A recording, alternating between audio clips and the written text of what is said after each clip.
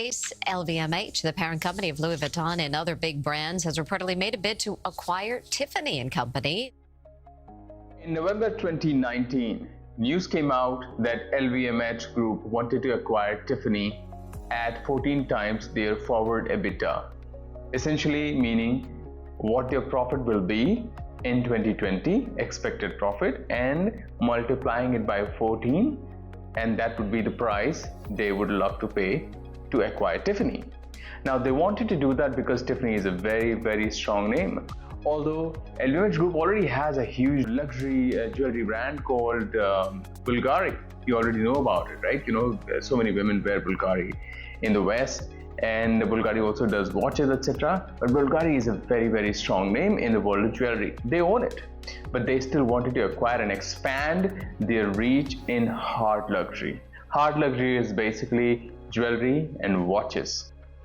And at the same time, they also wanted to do it because, you know, the expectation for the jewelry market to continue to grow at 7% plus on an annual basis was very, very strong. Bain had already written a research that this market will continue to grow at that pace, which is why LVMH Group wanted to acquire Tiffany.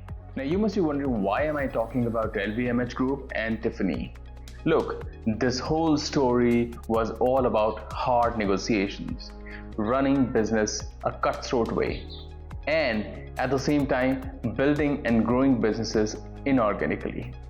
LVMH Group has acquired many brands in the past 30 to 40 years, and that's how Mr. Bernard Arnoult, who is the owner of the LVMH Group, well, he owns like 35% voting rights and 43.5% equity stake in the LVMH Group. So he is the real boss, and that's how he runs this business. But at the same time, it's also important to understand the 6 most important principles by which he leads this organization. 1. Sustain savoir-faire. 2. Synergies. 3rd, vertical integration across the whole firm. By that, what I mean is integrating back-end operations, logistics, and distribution, etc. 4. Decentralized organization. 5th, organic growth, and on top of that, acquiring new companies. And the 6th, balance across business segments and geographies. All these 6 principles will keep coming out through this story, and you will actually see that. Now let's understand, why would LVMH want to buy Tiffany? They already have Bulgari, right?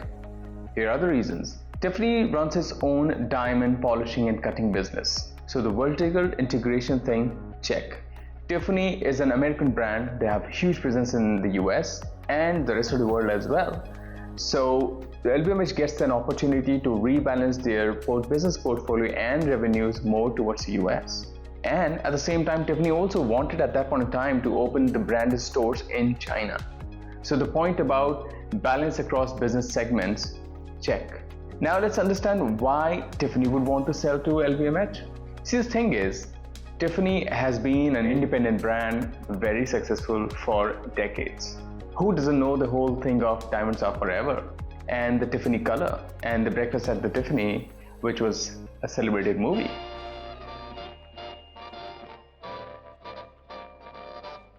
But at the same time, people who own Tiffany, they would want to capture greater growth. This is a world where people are spending more money and they want to access luxury. And Tiffany wanted to do that. For that, they want a group or a home with deeper pockets so that they can really expand aggressively. One of the competitors of the LVMH group, the Richemont group, again, a massive conglomerate across luxury, both hard and soft luxury, owns the brand called Cartier.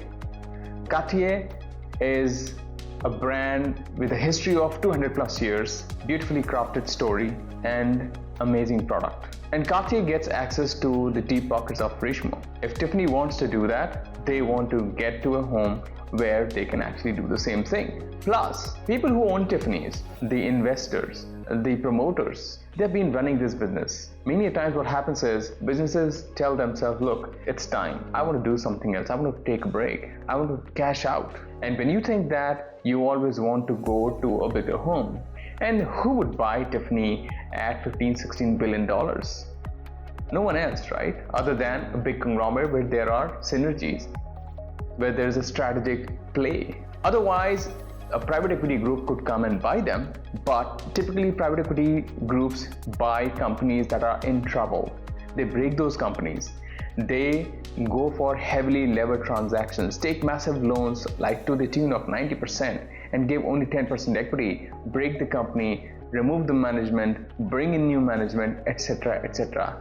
It can get a little messy, but for a company which is like the Tiffany's, very progressive, very profitable, and very successful, they don't need to go that route, which is why if they want to sell, they have to sell to a strategic buyer. In this case, the LVMH group. And the other thing Tiffany looked at was, if this deal were to go through, Bernie Arnoult was agreeing to provide capital for the upgradation of Tiffany boutiques, launching new boutiques, etc. Discussions ensued, negotiations happened. Final price that LVMH Group was ready to pay to Tiffany's acquisition was $16.2 billion, which was actually a 16.3 times EBITDA multiple. Now that is what happened, and everything was going all right. But remember, all of this was happening in November, December 2019. What was happening at the same time? COVID. COVID was already extending itself thanks to our neighbors. The thing is, in January, February, COVID had already started making presence, that too at a bigger scale globally, and businesses were starting to see the effects. There were lockdowns, massive lockdowns across the globe, and the effect was seen not just on the luxury industry, but across industries. Now, at the end of the Q1 of calendar year 2020, an amazing drama started to unfold, and that was the drama between Tiffany and LVMH. But before we go there, let's see how the pandemic and the lockdowns had affected Tiffany. Let's understand, 94% of Tiffany's revenue, 94% came from in-store sales. Second, 20% of Tiffany's revenue actually came from people who were traveling either to Europe or to the US. So these are huge numbers. But what happened during the lockdown? Things were shut, stores closed. So it had a massive impact on Tiffany's top line, which is the revenue, and of course the profitability as well, right? Because the costs are sticky, and if you do not make revenue, then the costs remain to a greater extent. So the margins also plummeted. And the effect of all of this was seen in the results of Q2 calendar year in 2020. Now this was an opportunity for Bernie Arnoult to be who he is, a massive negotiator, an eagle, somebody who sees an opportunity and seizes the opportunity. Bernie Arnoult wanted to open many new stores of Tiffany in Europe. See, they are very big in Europe. They are big globally. I'm talking about LVMH. They have so many stores in Europe and deep relationships with all the real estate owners in the prime properties. When they wanted to open new stores of Tiffany, they knew that they could get really cool real estate rates. But everything went awry because of the pandemic. Now, they got together, the management of LVMH, and they started thinking, how can we pull Tiffany into a renegotiation? Tiffany was not interested. They said that, look, you have already given us an offer, we are not interested in renegotiating. But LVMH was hell-bent on bringing them back to the table. So let's continue to understand the drama that unfolded. In September 2020, the CFO of the LVMH Group released a statement saying that the LVMH Group has to hold off negotiation and this deal altogether. What they gave as a reason was the following. In that year, the French government and the Trump administration were having a bit of a problem relating to the taxes levied on the luxury products coming from France. They gave that reason. Tiffany released a statement saying that the LVMH group is hell-bent on doing and using anything that will mean or result into this deal going awry or being killed. Now, this continued. Then what also happened was Tiffany went ahead and filed a lawsuit against the LVMH group in the state of Delaware in the US. LVMH group saw that, of course. What happened was the LVMH also countersued Tiffany. They said that the mismanagement was really bad. They said during the pandemic years, when the brand was hit, Tiffany management cut costs in operations and marketing, which was adverse for the brand Tiffany. They also said that why did Tiffany management agree to 100% disbursement of net profit for dividend? That money should have been kept. These were some of the reasons that LVMH came forward with, saying that the Tiffany management did not do a good job, and hence it led to an adverse effect on Tiffany revenues, so on and so forth. And the terms of this engagement was such that if there was any adverse effect on Tiffany's management and revenues and operations, then LVMH could actually walk out of this agreement. Now, this whole thing continued for months and months. See, the thing is, this is something I've already stated earlier. Tiffany wanted to sell and LVMH wanted to buy. But when you are sitting on a negotiation table and when the situation is such where you can actually just feel around and see if there are things that you can hold on to and figure out a way to reduce the price, you try and do that. LVMH Group was already giving a massive price to Tiffany. Through all of these negotiations, what eventually happened was both of them got back to the negotiation table and Tiffany agreed to a buying price of $15.6 billion. Now you might say, hey, you know what? It was $16.2 billion earlier, and now the final price they agreed to was $15.6. Look, the reality is LVMH Group ended up saving close to $450 million, taking care of all the fees, etc. It was a massive effort, but $450 million is huge cash.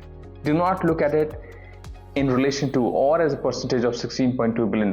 Look at it in isolation. It's still $450 million, right? So this is what the whole story of the Tiffany and LVMH acquisition is, where LVMH Group acquired Tiffany and a drama unfolded. It was really, really interesting.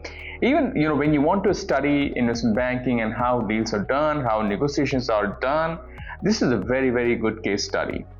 Now, from a banking point of view, it's very important to understand how these deals are structured.